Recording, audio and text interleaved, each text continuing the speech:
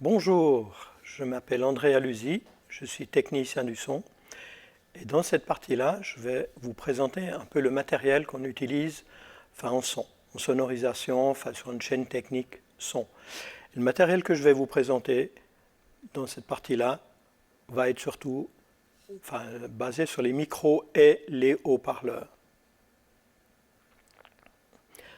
Alors, je vais d'abord vous présenter comment fonctionne un micro et le fonctionnement de ces transducteurs-là. Alors le rôle d'un micro, premièrement, c'est de capter du son, les sons acoustiques, et de les transformer en signal électrique. Parce que sur notre chaîne technique, on va en fait mélanger les sons, traiter les sons dans le domaine électrique. Donc il faut bien à un moment donné transformer les signaux acoustiques en signaux électriques. Alors les micros qu'on utilise, que ce soit aussi bien en live, studio ou broadcast, vont se distinguer par deux caractères principaux. C'est premièrement leur mode de fonctionnement. Physiquement, comment ils vont transformer un signal acoustique en signal électrique. Ça, c'est le premier principe, justement, le mode de fonctionnement. Et deuxièmement, le mode de captation. Comment les micros vont-ils capter le son autour de la capsule de prise de son. Et on appelle ça la directivité. Donc ces deux principes-là ne sont pas forcément liés l'un avec l'autre. Alors premièrement, pour le mode de fonctionnement, nous avons les modes électrodynamiques. C'est souvent intéressant et important aussi de connaître ça, parce que ça va aussi conditionner le mode de fonctionnement. Savoir quel est le mode de fonctionnement d'un micro va aussi conditionner la façon dont on va travailler sur une table de mixage.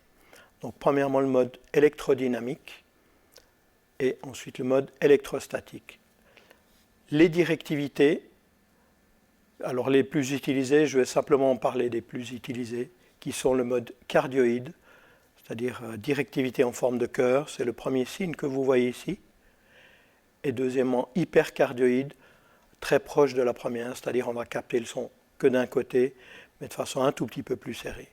Alors justement, ces symboles figurent parfois sur les micros et permettent de connaître effectivement le type de directivité utilisée pour la prise de son. Alors pour le mode de fonctionnement, le premier mode de fonctionnement, le mode électrodynamique, donc le cœur du micro, la capsule elle-même, qu'on va appeler comme ça, est composée d'une bobine de fil conducteur, la partie rouge, donc qui est enroulée sur un support, et d'un champ magnétique qui est généré par un aimant. En fait, le principe physique qui va s'appliquer ici va être celui-là, c'est que la variation de son va générer une variation de mouvement, le son va générer une variation de mouvement sur la membrane qui est ici, et comme la bobine est accrochée à la membrane, la bobine va bouger également avec le son.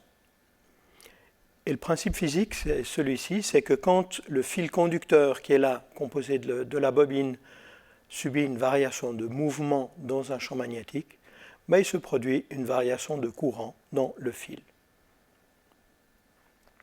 Et on obtient un transformateur, ce qu'on appelle physiquement un transducteur acoustique électrique.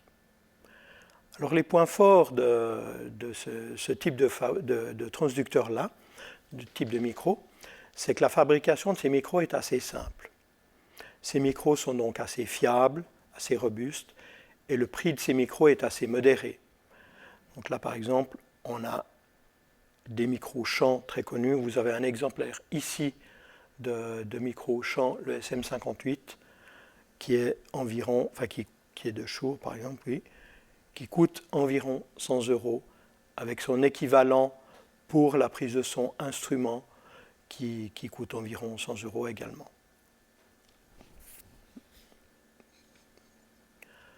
Par contre, les inconvénients vont être ceux-ci, c'est que si on regarde le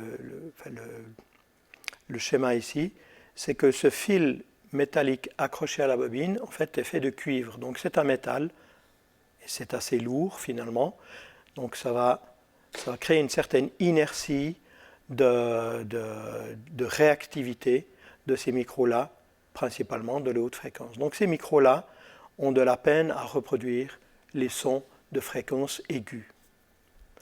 Donc du coup, il y a certaines applications, ce type de micro-là ne sera pas idéal à utiliser. Ce système-là comporte également aucun composant électronique d'amplification. Donc le son est créé juste par ce système-là et exploité tel quel. Donc le signal de sortie n'est pas très, très élevé. Donc on dit de ces micros-là qu'ils ont également une faible sensibilité. Alors l'utilisation de ces micros, on va surtout la trouver pour des applications live, donc sur une scène, où justement on a besoin de micros fiables, robustes, et qui ne sont pas trop chers.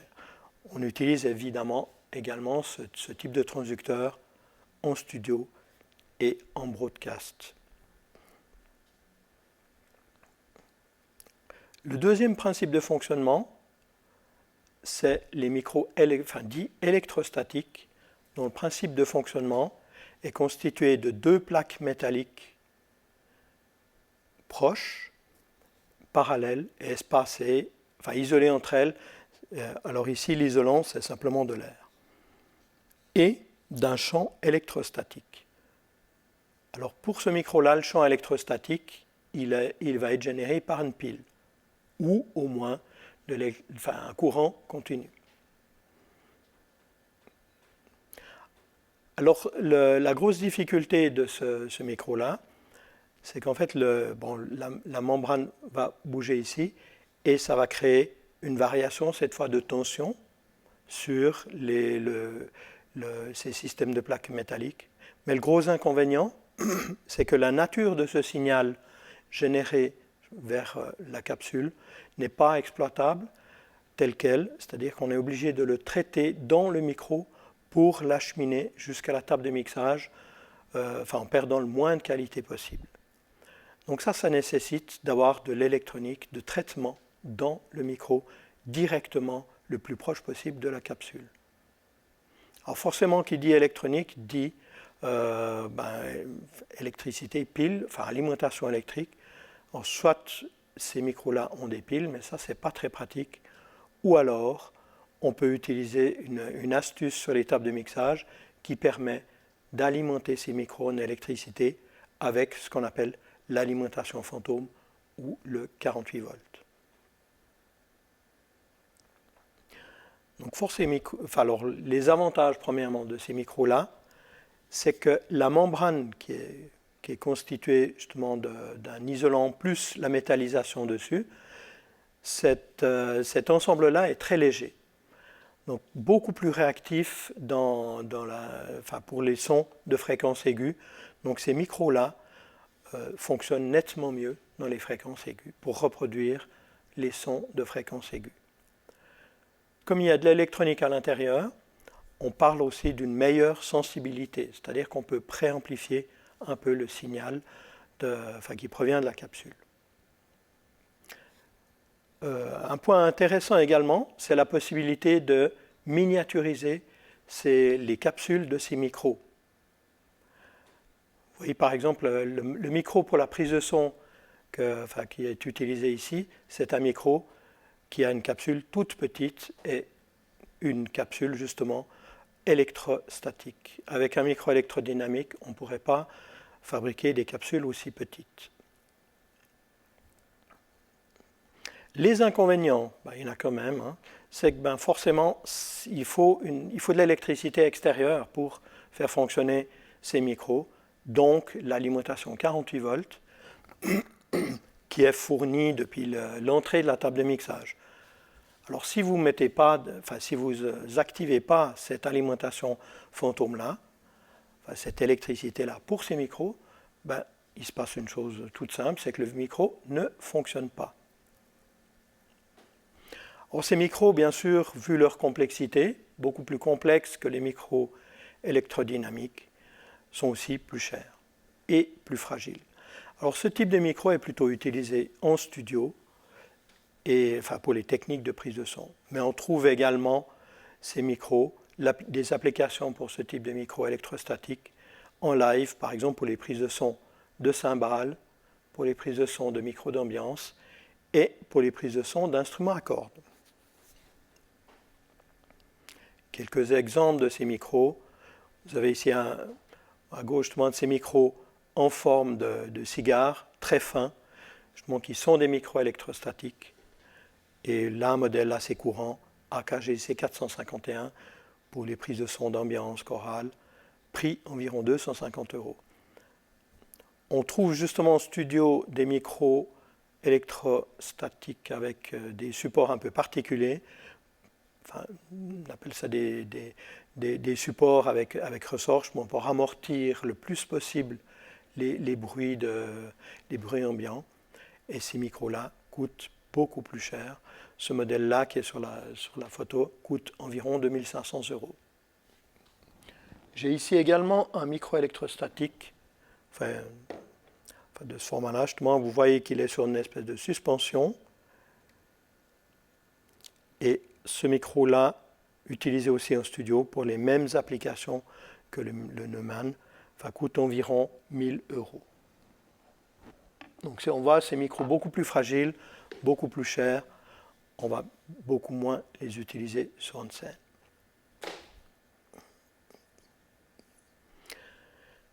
Alors je vais vous parler maintenant de la façon dont on va positionner les micros, dont on utilise les micros pour faire des prises de son, que ce soit alors principalement en live, en broadcast et aussi en studio.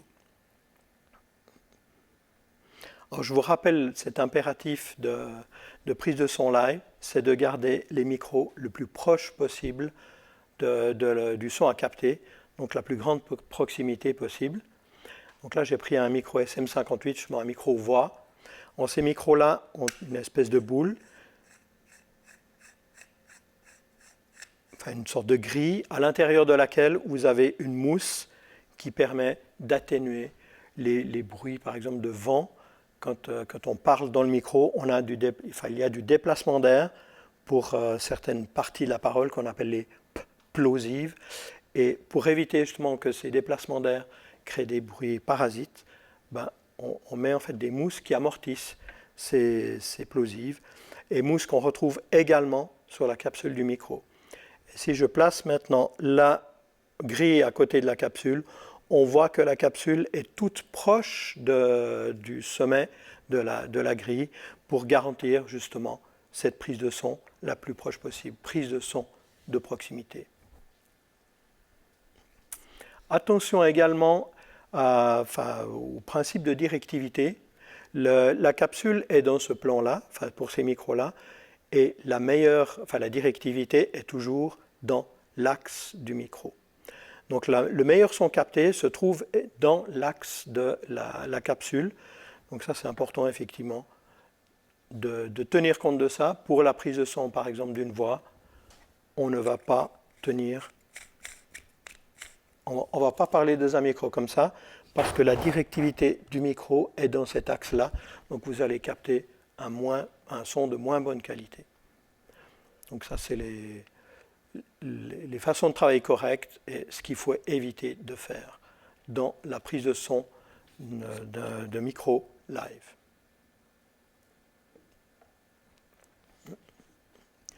Pour le studio, donc l'impératif c'est de rechercher la meilleure qualité possible. Donc on va trouver en fait des micros avec des capsules. Alors, je pense qu'on ne le voit pas à la caméra, mais il n'y a aucune mousse de protection entre la grille et la capsule. Et ça, c'est pour garantir la meilleure qualité de prise de son possible. Alors, pour éviter justement les bruits liés au déplacement d'air sur la voix, on va rajouter une espèce d'écran anti-pop, comme ça, qu'on va placer à une dizaine de centimètres du micro pour éviter au maximum les effets de proximité. Donc ça, c'est la règle de prise de son en studio. On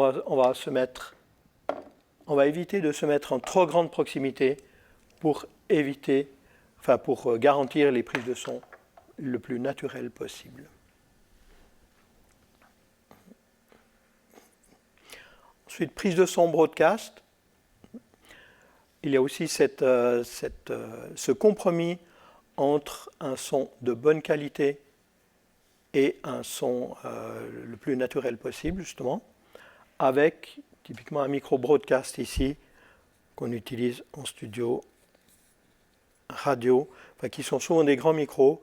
Mais là, de nouveau, quand j'enlève cette mousse de protection contre les déplacements d'air, je vois cette fois que la capsule se trouve à environ 5 cm du bord de la grille. Et ça, c'est pour éviter au maximum les effets de proximité. Bon, ce micro-là, il coûte assez cher, environ 400 €. Je peux effectivement lui mettre une mousse légère et une mousse encore plus grande pour augmenter l'absorption des plosives et augmenter la distance avec la capsule qui se retrouve cette fois à environ 7 cm.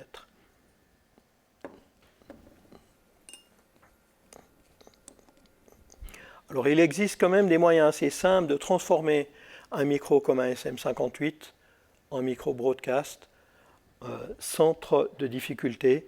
Alors là, j'ai par exemple construit un système qui permet justement d'éloigner un peu la bouche, les lèvres de la capsule pour capter un son de meilleure qualité. Donc j'ai simplement fixé un système de barre métallique, de fil métallique là-dessus.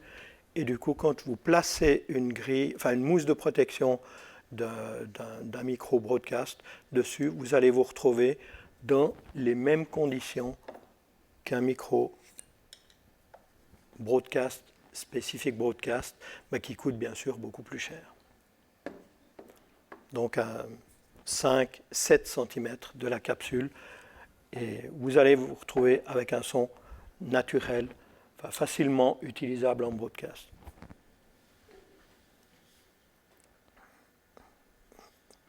Les autres moyens de prise de son qu'il existe, alors évidemment sur une scène par exemple en live, on ne va pas uniquement avoir des instruments qui vont produire des sons acoustiques, mais on va se retrouver par exemple soit avec des pianos électriques, des synthétiseurs, des boîtes à rythme, des guitares électriques, des guitares électroacoustiques, des basses, qui eux ne produisent pas de sons acoustiques. Alors ces instruments-là vont produire des sons sous forme électrique directement, et là on utilise un appareil qui va adapter ce type de son-là pour l'exploiter sur une table de mixage, et on appelle ces transformateurs des DI-Box. Donc DI-Box permet justement d'adapter le type de son qui sort de ces instruments. Là, c'est un exemple d'une DI-Box. Donc c'est une petite boîte comme ça, avec d'un côté des entrées sous format jack, parce que la plupart de ces instruments qui fournissent des signaux électriques les produisent sur des connecteurs en format jack. Donc ces petites boîtes-là sont nécessaires justement pour transformer ce format jack en format XLR, donc ce connecteur-là qu'on trouve après sur les entrées des tables de mixage également. Donc ce symétriseur, ce petit boîtier-là est utile, très utile sur les scènes, est nécessaire justement pour transformer le type de signal fourni par les instruments qui fournissent des signaux électriques en signal exploitable par les tables de mixage. Deuxième partie du matériel que j'aimerais vous présenter, brièvement, c'est les haut-parleurs. Donc là, on se retrouve à l'autre extrémité de notre chaîne technique, cette fois pour diffuser du son. Donc on entre dans les haut-parleurs avec un signal électrique et par opposition au micro, on va retrouver en fait à la sortie cette fois du signal acoustique. Alors il y a un appareil qui va être complémentaire et qui est toujours associé en fait au haut-parleur, c'est ce qu'on appelle l'amplificateur électrique. Alors le système d'amplification est toujours associé à un système de diffusion, que ce soit pour des haut-parleurs de sonorisation, haut-parleurs de studio, même vos téléphones portables, les casques, tous ces appareils-là sont en quelque sorte des haut-parleurs et il y a toujours, avant la diffusion du son, un système d'amplification du son. Alors les haut-parleurs se présentent sous cette forme, c'est-à-dire que vous avez différents transducteurs, on appelle ça des transducteurs qui sont, pour des haut-parleurs normaux, qui sont placés sur une face d'une boîte. Et cette boîte-là, on va parler alors d'enceinte acoustique. Alors pour diffuser du son correctement, on est obligé d'enfermer une partie du son produit par ces transducteurs. Et c'est pour ça qu'on crée en fait, on fabrique une boîte et on met ces transducteurs sur une face d'une boîte. Juste revenir sur l'ampli, un amplificateur, il peut être en fait soit directement intégré dans la boîte, donc on appelle ça alors du coup des enceintes auto-amplifiées, ou soit se trouver à l'extérieur de la boîte, mais dans tous les cas, cet appareil, cette étape-là de travail sur le son, avant la diffusion, est nécessaire. Alors en fait, après, on va trouver quand même différents types d'enceintes acoustiques, types de haut-parleurs, qu'on peut appeler comme ça aussi, en fonction des différents contextes qu'on va rencontrer. Alors, par exemple, en studio, on va trouver ce type de haut-parleur dont l'objectif principal est de reproduire les sons avec la plus grande fidélité et le plus naturellement possible. On appelle ça des moniteurs de studio, qui sont souvent pas très grands, qui souvent ne permettent pas de reproduire des sons de forte puissance, mais leur point fort, c'est de reproduire les sons avec la meilleure qualité possible. Alors souvent assez cher pour la taille de ces haut-parleurs-là. Alors il ne faut pas oublier que dans un studio de production, un studio de broadcast, ces haut-parleurs-là sont des outils de travail qui vous permettent de contrôler la qualité de ce que vous produisez ou du son qui va être diffusé. Donc c'est un appareil dont la qualité ne doit pas être négligée du tout. Ensuite, les autres types de haut-parleurs qu'on va rencontrer, là c'est un modèle de haut-parleur de sonorisation dont l'objectif est de reproduire les sons avec le niveau le plus élevé possible. Puisque l'objectif c'est de sonoriser des espaces plus ou moins grands, ça peut aller jusqu'à plusieurs dizaines de milliers de personnes. Donc pour garantir un confort correct pour autant de personnes, il faut que l'objectif principal soit les niveaux sonores élevés, évidemment avec des compromis entre une qualité suffisante et des niveaux sonores élevés. Et ces boîtes-là sont souvent équipées de systèmes de mécanique qui permettent de fixer ces haut-parleurs et de les suspendre. Autre type de haut-parleur, justement, sonorisation, pour des diffusions de puissance élevée, on va trouver des types d'enceintes assez grandes, parce que pour diffuser des basses fréquences, on a besoin de transducteurs de grande taille. Plus on va diffuser en basse fréquence avec des niveaux élevés, plus la boîte sera grande, plus l'enceinte sera grande. Donc on appelle ces types de haut-parleurs des subs, qui diffusent uniquement des basses fréquences. Donc on se rend bien compte que ces haut-parleurs-là seront assez lourds, assez encombrants. Donc souvent, on va les laisser au sol pour la diffusion.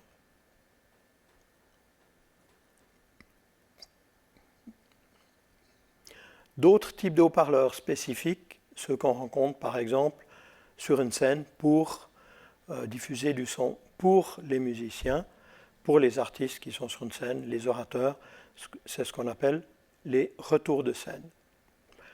Alors, la particularité de ces haut-parleurs, c'est leur forme adaptée à cette position justement de retour de scène pour que, en position naturelle placée au sol, ces haut-parleurs diffusent directement le son dans la bonne direction pour les artistes, pour les orateurs.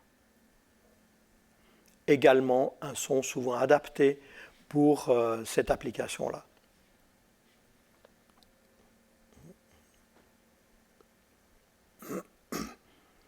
Juste vous présenter en dernier la façon dont on place les haut-parleurs dans une salle. Donc ce qui est important de tenir compte, c'est effectivement de les placer correctement pour avoir le son le plus homogène, le plus équilibré sur l'entier du public. Alors ce qu'on va essayer de faire, pour les haut-parleurs qui vont diffuser des fréquences moyennes et aiguës, on va placer ces haut-parleurs en hauteur. Alors pourquoi est-ce qu'on fait ça? C'est que les fréquences moyennes et aiguës vont être facilement, surtout les fréquences aiguës, perturbables par les objets, par la taille des objets que l'onde sonore va rencontrer. Donc si vous placez ces haut-parleurs en hauteur, et que par exemple la dernière personne ici dans le public voit le haut-parleur, cela signifie également qu'il n'y aura pas d'objet physique entre cette personne et le haut-parleur. De cette façon-là, le son sera homogène, le plus homogène possible sur le public. Alors, soit ces haut-parleurs-là peuvent être suspendus ou posés simplement au sol sur des pieds. Pour les basses fréquences, comme physiquement la longueur d'onde est beaucoup plus grande, le public présent dans la salle n'influence presque pas la diffusion de ces sons-là. Donc on peut laisser les subs, justement, les haut-parleurs qui vont diffuser les basses fréquences, on peut les laisser au sol. Ça n'influencera que très peu la diffusion du son. Situation à éviter, c'est de placer par exemple les haut-parleurs qui diffusent les fréquences moyennes aiguës à la même hauteur que le public, que l'oreille du public. Ce qui va se passer dans cette situation-là, c'est que le premier rang ici va entendre un son correct, des fois souvent même trop fort, et plus on avance dans le public, plus le son des fréquences aiguës sera atténué. Donc on aura une très grande différence d'équilibre de son entre les personnes qui se trouvent devant et derrière. Donc ça, ce sont des situations à éviter. La règle pour le placement des haut-parleurs va être de tenir compte justement que la personne la moins bien placée dans la salle, donc le plus loin des haut-parleurs, puisse au moins voir le haut-parleur. Donc ça, c'est important pour avoir le son le plus correct possible dans un système de diffusion live. Dernier point également par rapport au positionnement des haut-parleurs sur une scène. Ces haut-parleurs ont souvent justement une diffusion pour les sons aigus qui est assez étroite, pour éviter justement de diffuser un son dans trop de directions. Et là, il faut prendre garde également que la personne qui bénéficie de ces retours soit placée correctement, éviter d'être trop loin de ces haut-parleurs, éviter également d'avoir des objets qui soient entre le haut-parleur et les artistes ou les orateurs, notamment avec des objets posés dessus ou des pupitres.